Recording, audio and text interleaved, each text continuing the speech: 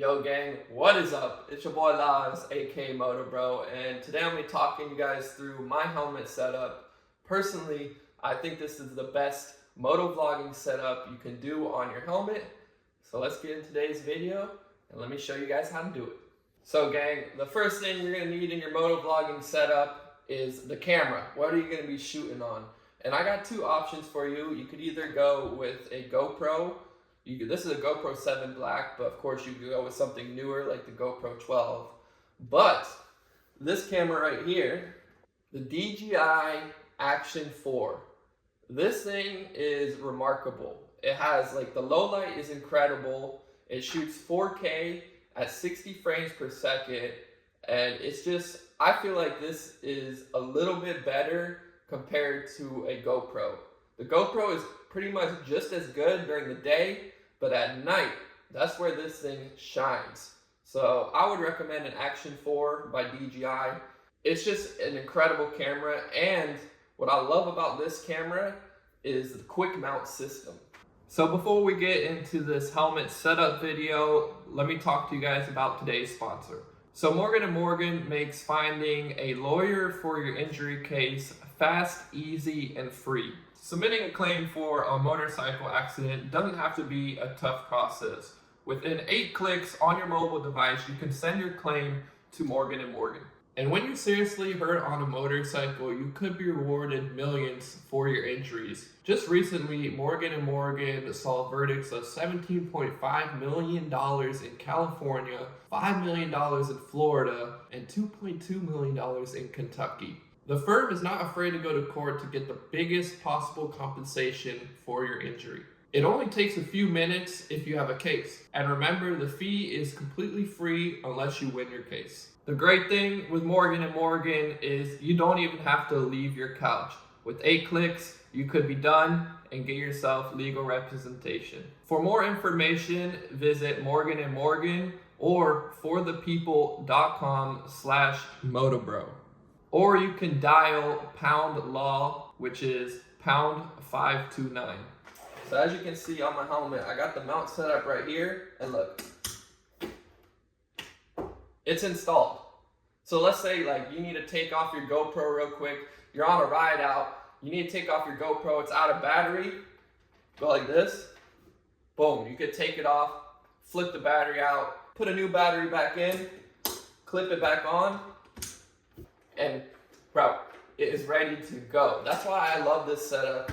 So since we're following my setup, I'm sort of just mainly going to talk about the Action 4. I'll definitely talk about the GoPro a little bit too. So for my setup, as you see, we got the Action 4 camera with the mic adapter to the mic that runs into the cheek pad.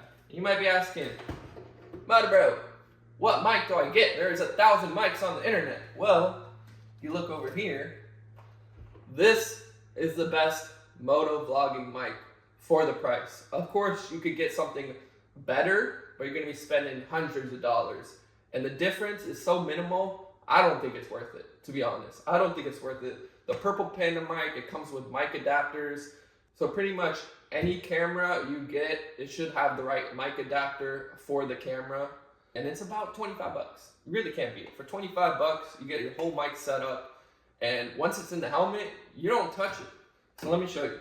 So coming into my helmet setup, let me show you guys what we're working with. Of course, we got the DJI Action 4 with the mic adapter to the Purple Panda mic that runs through the helmet to my right cheek pad. And as you can see, we got the little mouse muffler for the microphone right there, or the wind noise, so we don't get as much wind noise. And I just put it in the cheek pad right here. And you might be asking yourself, does it matter what cheek pad you put the microphone in? And personally, I haven't really noticed too big of a difference.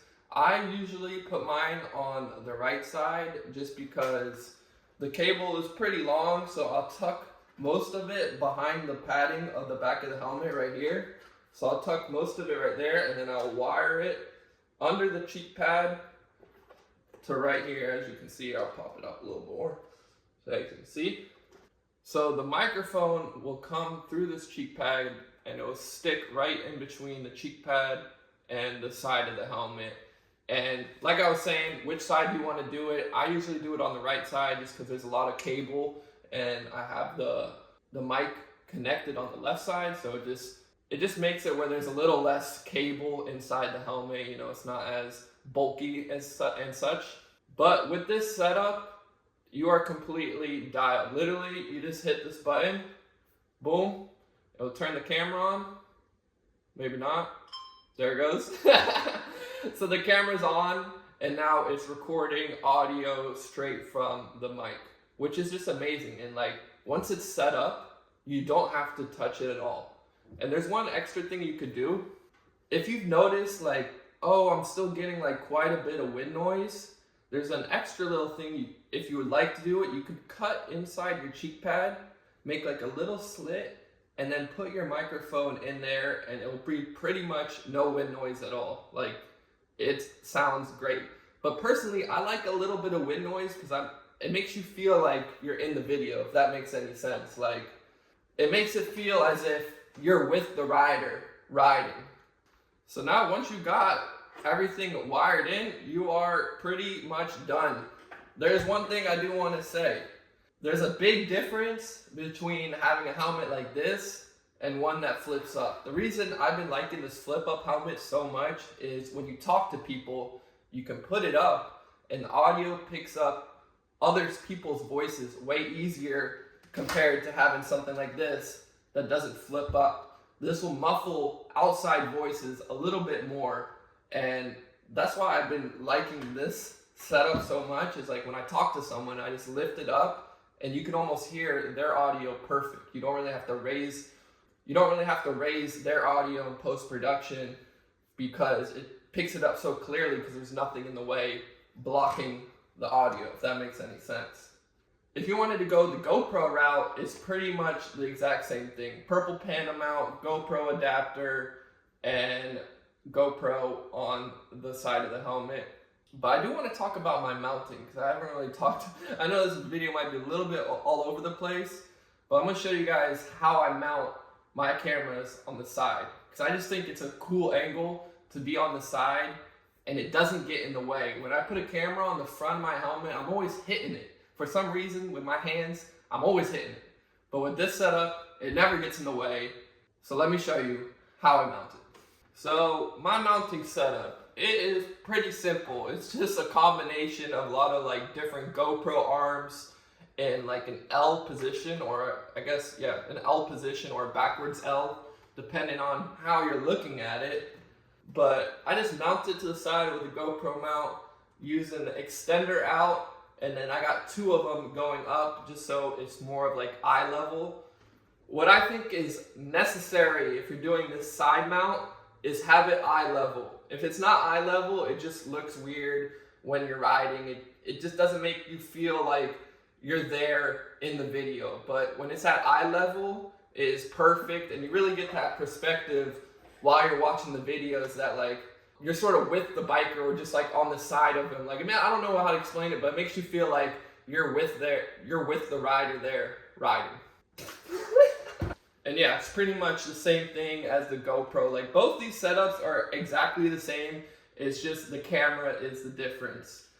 All right, now you know how to set up your microphone and mount the camera to the side of the helmet. Now it's for the settings in the camera, which make a huge deal on how your video is gonna look. So let's get into the settings.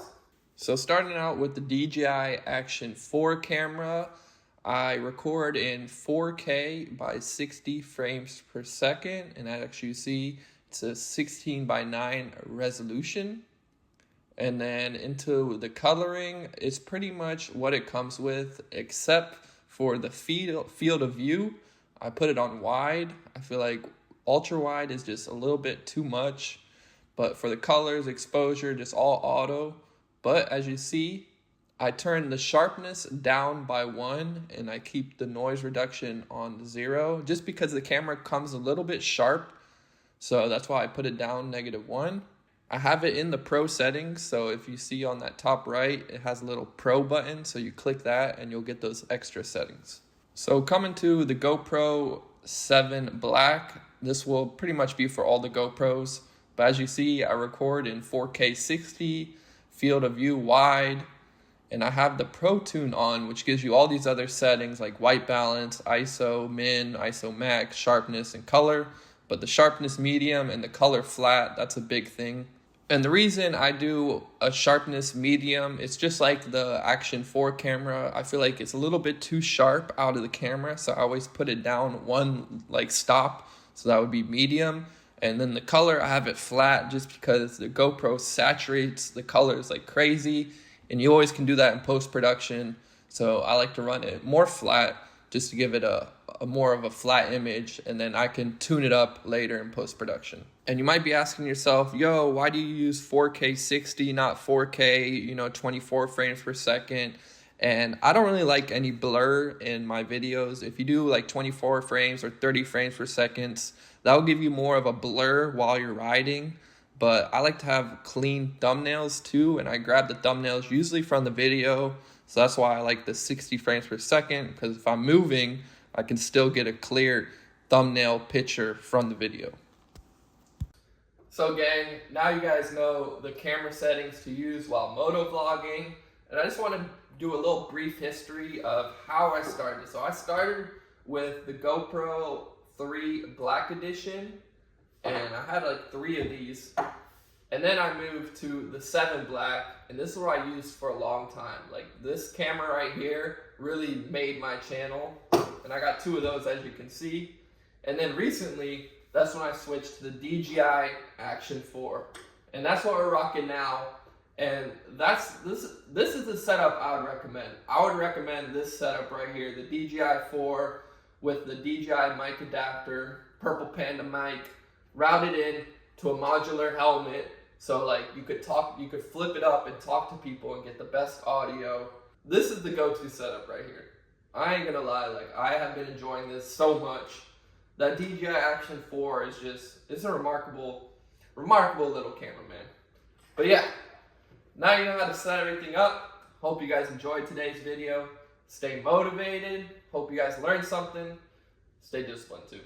Love you, gang. Peace.